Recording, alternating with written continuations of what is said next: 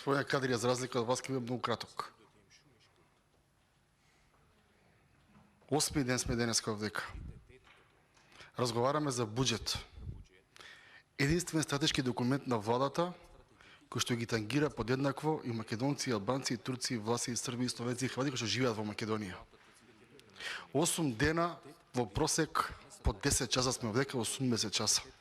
80 часа да молчите и на крај да станете и да импутирате дека некој за Косово нешто зборел е неколегијално. Граѓаните албанци, со кои што јас комуницирам, прашуваат зашто никој од ДУИ не се буни докаде е автопатот Тетово-Гостивар. Ги интересира зошто немаат соодветни водоводи и канализации. Граѓаните ги интересира зошто автопатот Скопје-Тетово е дупка до дупка. Тоа се клучните прашања кои што треба да се постават од вас на оваа говорница. Во поглед на Косово, многу добро ме разбираат граѓаните, не ги потценувате никогаш. Никогаш немате да ги потценувате граѓаните.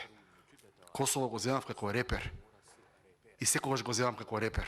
Знаете ли зошто? Затоа што Косово е најмлада држава на Балканот. Затоа што Косово доживеа и војни, и бомбардирања, и се живо и диво. Затоа што Косово се уште не е целосно оформено, бидејќи не е членка на Обединетите нации. И Косово е држава која што повеќе пари одделува за стопанството од нашава Македонија, во која што и вие живеете. Затоа што Босна и Херцеговина, спомнав, е држава со повеќе ентитети. И јас лично, како човек, граѓанин на оваа држава, не можам да се помирам што држава која што ниту војна имала, ниту бомбардирање имала, има 30 години независност, да има полоша економска слика од Косово. И тоа беше споредбата. Се друго е злоупотреба на процедуралното. Благодарам.